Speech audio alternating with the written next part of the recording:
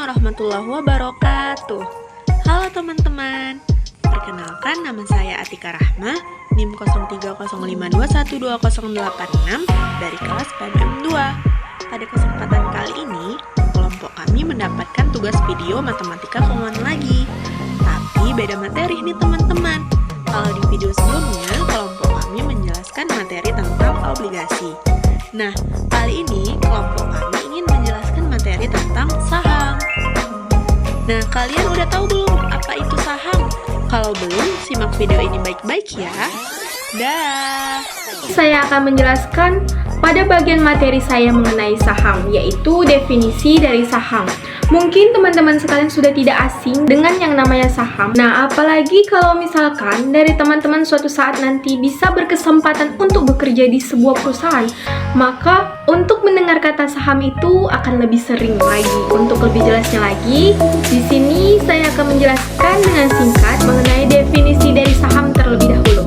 Nah, definisi dari saham adalah saham merupakan salah satu instrumen keuangan yang menjadi pilihan utama bagi investor dalam pasar modal. Saham tidak hanya menjadi alat untuk memiliki bagian dari sebuah perusahaan, tapi dia juga berfungsi sebagai salah satu instrumen investasi yang memberi potensi keuntungan dalam bentuk dividen dan kenaikan nilai modal. Dalam perspektif ekonomi, keberadaan saham berperan penting dalam mendukung pembangunan ekonomi dengan mempertemukan pihak yang membutuhkan dana atau disebut dengan emiten dengan pihak yang memiliki kelebihan dana atau bisa juga disebut dengan investor.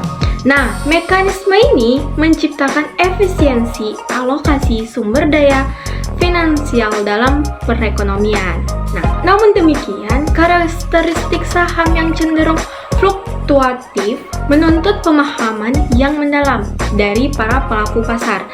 Fluktuasi harga saham dipengaruhi oleh berbagai faktor seperti kondisi ekonomi global, suku bunga, inflasi, kinerja perusahaan, hingga sentimen pasar. Ketidakpastian ini menciptakan resiko yang signifikan sehingga investor memerlukan pendekatan yang terukur dan berbasis data untuk mengelola portofolio investasinya. Dalam hal ini, matematika keuangan memberikan kontribusi yang sangat penting. Saya akan menjelaskan tentang saham yang tidak membagikan dividen, yaitu kita terlebih dahulu harus mengetahui apa itu dividen. Dividen adalah pembagian laba perusahaan kepada pemegang saham. Nah, di sini setelah sang investor membeli saham, dia akan mendapatkan dividen atau laba yang diberikan oleh perusahaan. Nah, sesuai judul yang kita bahas yaitu saham yang tidak membagikan dividen, maka seorang investor tersebut tidak mendapatkan bagian dari dividen oleh perusahaan. Kenapa demikian? Karena misalnya nih, perusahaan yang sedang bertumbuh pada umumnya itu membutuhkan dana yang besar untuk ekspansi usahanya, seperti membuka cabang baru atau menambah kapasitas produksinya. Sumber dana termurah untuk tujuan itu adalah dari hasil operasi perusahaan.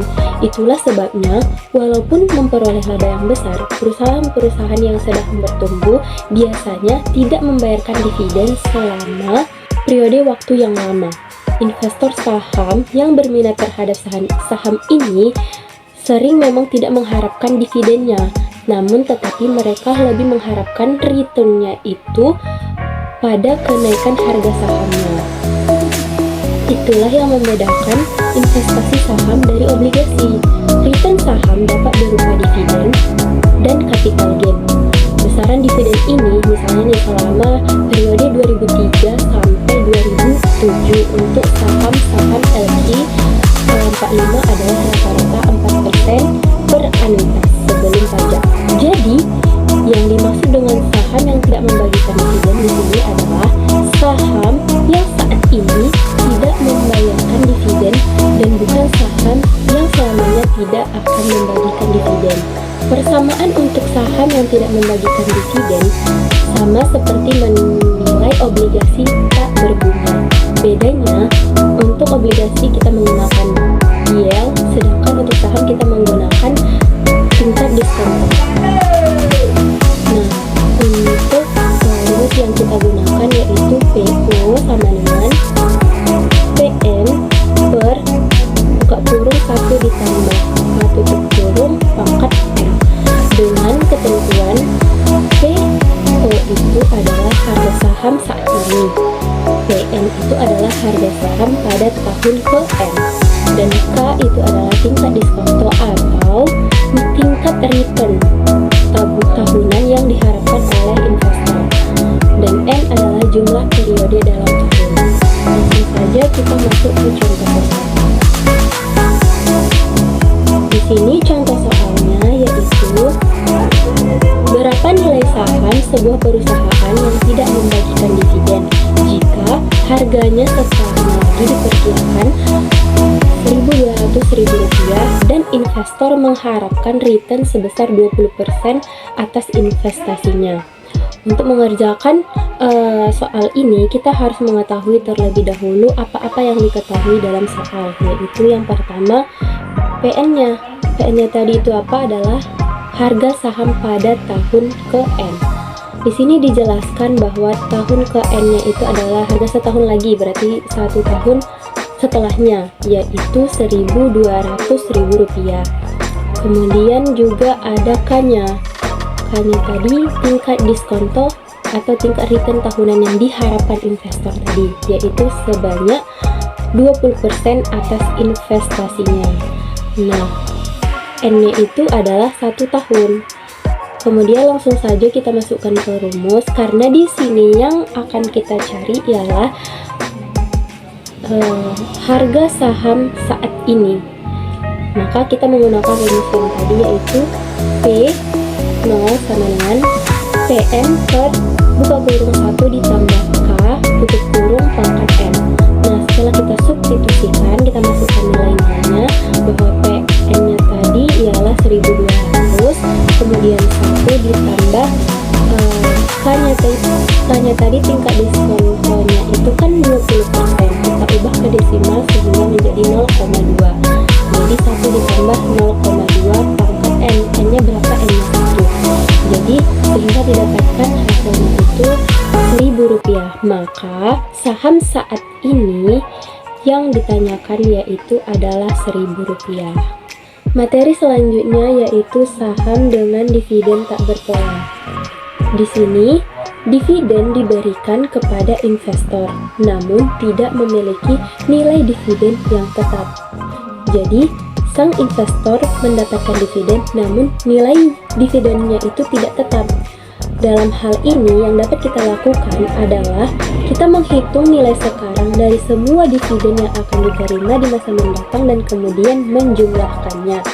Permasalahan dengan metode ini adalah kita harus memperkirakan semua dividen dari saham itu, yaitu dividen tahun depan hingga dividen tahun tak terhingga. Untuk mengatasi persoalan ini dan memungkinkan perhitungan, kita mengasumsikan saham tidak akan dipegang hingga waktu tak terhingga, tetapi akan dijual pada tahun ke-N pada harga PN. Dengan asumsi ini, perhitungan harga wajar menjadi mudah, yaitu dengan menjumlahkan nilai sekarang dari dividen di tahun-tahun mendatang yang akan datang atau yang akan diterima plus nilai sekarang dari harga jual pada periode ke-N. Persamaan untuk menghitung nilai wajar saham dengan dividen yang tidak mempunyai pola yang sama ini adalah D0 sama dengan D1 per buka kurung 1 ditambah K tutup kurung ditambah D2 per buka kurung 1 ditambah K pangkat 2 tambah selanjutnya sampai ke dividen dengan tahun tak terhingga. Dengan ketentuan sebagai berikut, yaitu D1-nya itu sebagai dividen setahun lagi, D2-nya itu dividen 2 tahun lagi, DN-nya itu dividen tahun-tahun berikutnya, dan PN adalah harga saham pada periode ke-N.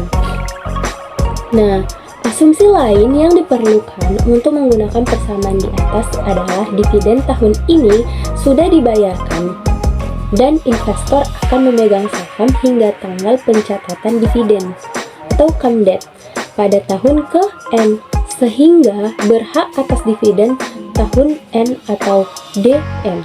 Langsung saja kita ke contoh soal agar lebih memahaminya, yaitu saham ABCD diproyeksikan akan membagikan dividen sebesar Rp150 setahun lagi dan Rp200 2 tahun lagi. Jika harga saham itu 2 tahun lagi diperkirakan Rp4.000 dan investor mengharapkan returnnya itu sebanyak 15%, hitunglah harga wajar saham ABCD. Nah, langsung saja dari soal yang kita bacakan tadi dapat kita ketahui bahwasanya D1-nya itu D1 atau dividen tahun pertamanya itu ialah Rp150. Kemudian D2-nya atau dividen 2 tahun laginya itu adalah Rp200. Kemudian P2 atau harga daripada saham periode ke-N-nya itu ialah Rp4.000. Kemudian K-nya itu berapa? K-nya itu adalah 15% atau 0, kita desimalkan menjadi 0,15. Langsung saja kita ke rumus yang sudah ditentukan tadi, karena kita akan mencari P0-nya atau harga saham wajarnya, yaitu D1-nya tadi 150 per 1 ditambah K-nya 0,15, kemudian dia pangkat 1 ditambah D2-nya itu tadi Rp200 per 1 ditambah 0,15 pangkat 2 ditambah P2-nya tadi yaitu Rp4.000 per 1 ditambah 0,15 pangkat 2. Kemudian kita hitung jumlahnya semua sehingga menghasilkan 3.306,33. Nah, itulah harga saham wajar dari perusahaan ABCD. Saya akan menjelaskan mengenai saham dengan dividen konstan. Konstan dapat kita artikan sebagai tetap, stabil, tidak berubah-ubah, tidak naik, tidak turun. Nah, yang termasuk kelompok saham dengan dividen konstan adalah saham preferred. Saham preferred adalah saham yang menjanjikan keuntungan atau dividennya sebagai persentase tertentu dari harga nominalnya. Karena dia konstan, jadi kita dapat atau bisa menentukan harga nominalnya. Karena harga nominalnya itu dia terus normal, terus stabil, tidak berubah-ubah, tidak naik, tidak turun. Jadi dia tetap aja. Jadi kita bisa menentukan harga nominalnya. Nah, untuk persamaannya sama seperti pada persamaan perpetuitas biasa. Cukup gantikan saja variabel A-nya itu dengan D atau dividen atau keuntungan. Dan I digantikan dengan K. K itu merupakan tingkat diskonto. Berarti persamaan dari saham dengan dividen konstan adalah P0 sama dengan D per K, yang dimana D itu sebagai dividen tahunan atau keuntungan per tahun dan K-nya itu adalah tingkat diskonto. Selanjutnya kita akan memasuki contoh agar kita lebih memahaminya, yaitu berapa harga wajar saham yang memberikan dividen konstan sebesar 800 perak per tahun jika investor menggunakan tingkat diskonto 16%. Nah, di sini sudah diketahui dividen tahunannya itu adalah sebesar 800 perak atau 800 rupiah, gitu kan? Dan K-nya itu adalah 16%. Nah, 16% ini kita rubah menjadi 16/100. Kita rubah ke dalam bentuk desimal, yaitu 0,16. Nah, masukkan ke persamaannya. Persamaannya kan tadi P0 sama dengan D per K. Berarti D-nya tadi 800 dan K-nya itu 0,16. Berarti P0 sama dengan 800 per 0,16. Hasilnya adalah 5.000. Berarti untuk harga nominalnya adalah 5.000. Saya akan menjelaskan mengenai saham dengan pertumbuhan konstan. Saham dengan pertumbuhan konstan adalah pertumbuhan yang bertahap dengan pertumbuhan yang stabil atau konstan setiap tahunnya. Berarti dia itu pertumbuhan yang bertahap. dia tuh bertumbuh. Dia tidak tetap harga nominalnya. Kalau tadi kan konstan itu kan tetap. Nah, kalau saham dengan pertumbuhan konstan ini adalah saham yang bertumbuh, tapi bertumbuhnya itu konstan, bertumbuhnya itu tetap. Misalnya per tahunnya 10%, berarti setiap tahunnya itu 10% terus. Jadi misalnya bertumbuhnya itu dari 100, terus ke 110, terus ke 121. Jadi dia bertambahnya tuh setiap tahunnya adalah 10%. Nah, itulah yang dimaksud dengan saham dengan pertumbuhan konstan.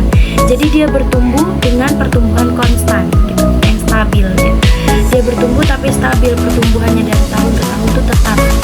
Nah, persamaan untuk saham dengan di pertumbuhan konstan ini adalah P0 sama dengan D1 per K kurang G, yang dimana P0-nya itu tadi kan itu kan harga nominalnya, terus D1-nya itu adalah dividen tahunan, K-nya itu merupakan tingkat diskonto, G-nya itu merupakan tingkat pertumbuhan.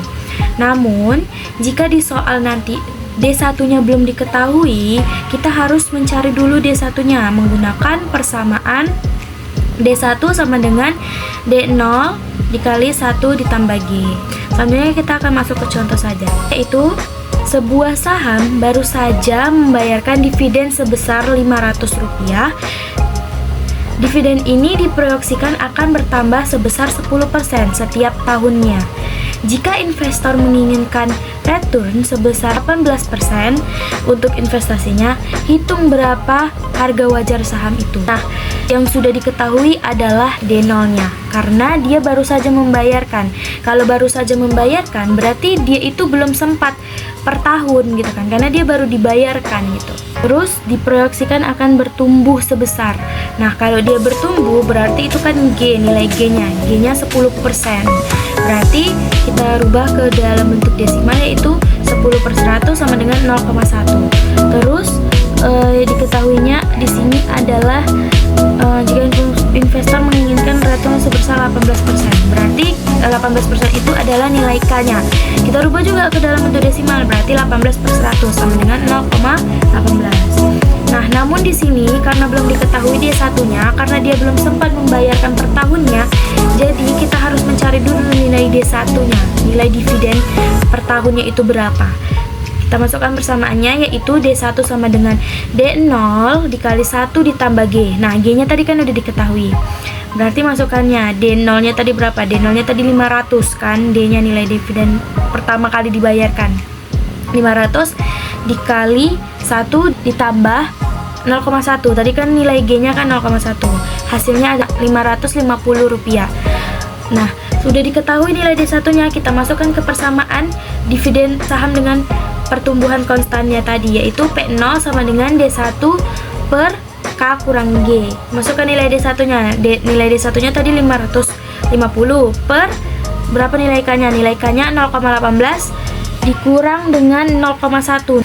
Kemudian dapatlah hasil P0-nya adalah 6.875. Berarti harga wajar yang dari saham itu adalah sebesar 6.875. Materi berikutnya adalah saham dengan pertumbuhan supernormal. Kelompok terakhir saham yang diberikan dividen teratur adalah saham dividen yang bertumbuh dengan persentase tinggi, kadang melebihi tingkat diskonto yang digunakan. Namun, pertumbuhan luar biasa ini tidak mungkin berlangsung selamanya jika ada saham yang pertumbuhan tingginya dapat terus-menerus.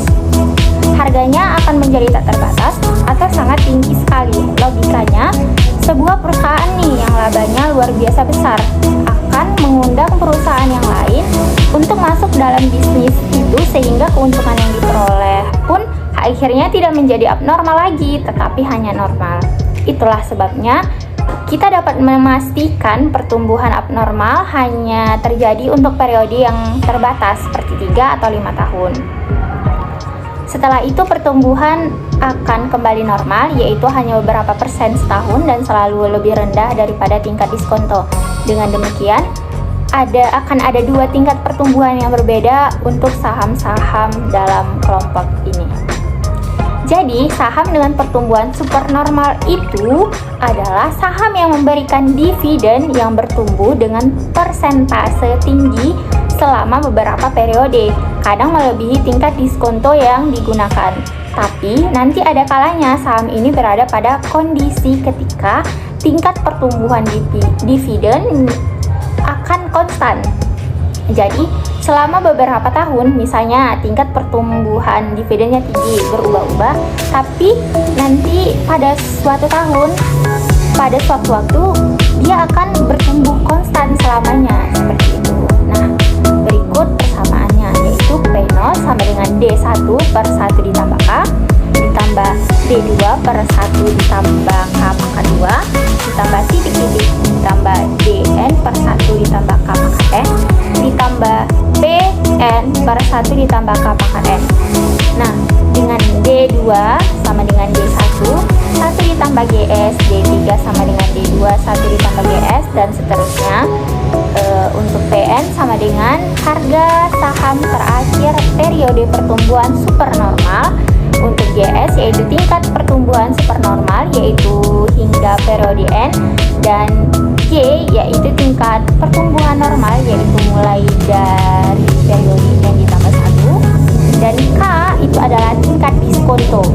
Nah, untuk memudahkan kita semua, berikut ini adalah contohnya, yaitu sebuah saham yang baru saja membagikan dividen sebesar Rp200 diprediksi akan bertumbuh 25% setiap tahunnya selama 4 tahun ke depan. Setelah periode supernormal ini, dividen hanya akan naik 10% jika investor saham menginginkan return tahunan 20% untuk saham ini. Hitung harga yang bersedia dibayarkan. Nah, yang diketahui tadi N sama dengan 4, D0 nya sama dengan Rp200, GS sama dengan 25% sama dengan 0,25, G sama dengan 10% sama dengan 0,1, dan K sama dengan 20 sama dengan 0,2.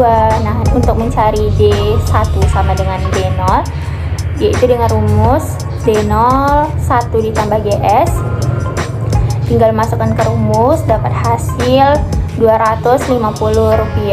Untuk D2 sama dengan D1 dapat dengan hasil Rp312,5. Untuk D3 sama dengan D2 dapat hasil Rp390,625. Untuk D4 sama dengan D3 itu dapat hasil Rp488,2813. Dan untuk D5 sama dengan D4 mendapatkan hasil Rp537,1094. Nah, sekarang kita mencari PN sama dengan DN ditambah 1 per K dikurang GS, mendapatkan hasil Rp5.371,094.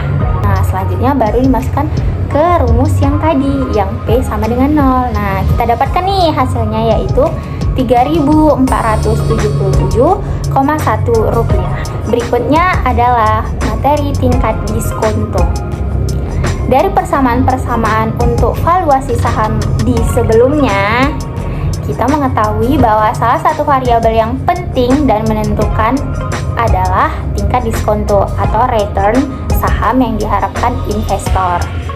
Penggunaan tingkat diskonto atau K yang tidak tepat akan mengakibatkan valuasi juga menjadi jauh dari akurat.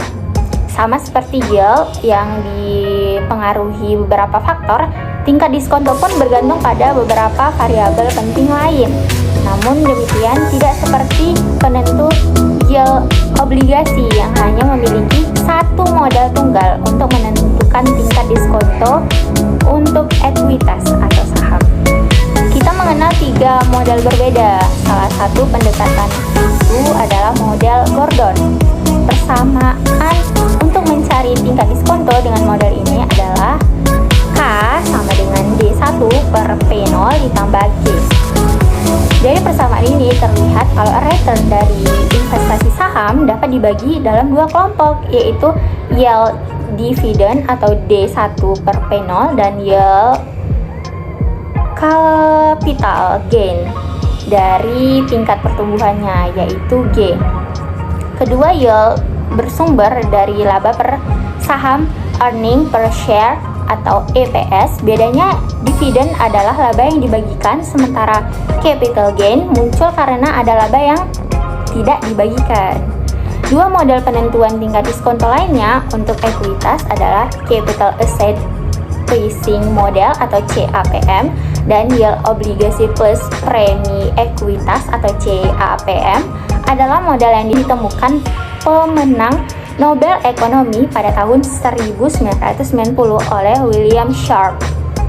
Berdasarkan CAPM, return sebuah saham atau sebuah portofolio saham bergantung pada beberapa faktor, yaitu bunga bebas risiko, return pasar, dan beta saham atau beta portofolio saham itu. Secara lengkap, modal CAPM untuk menentukan tingkat diskonto atau return saham mempunyai persamaan, yaitu RI sama dengan RF ditambah BI dikali RM dikurang RI, atau RP sama dengan RF ditambah BP dikali RM dikurang RI, dengan RI itu adalah tingkat diskonto atau return yang diharapkan dari saham.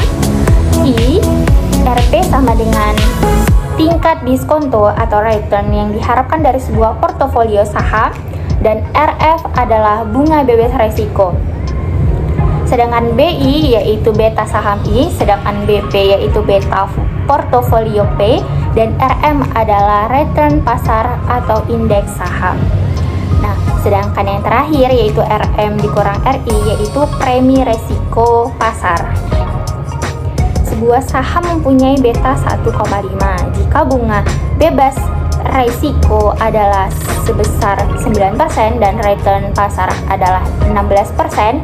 Dihitung return yang diharapkan investor untuk saham ini.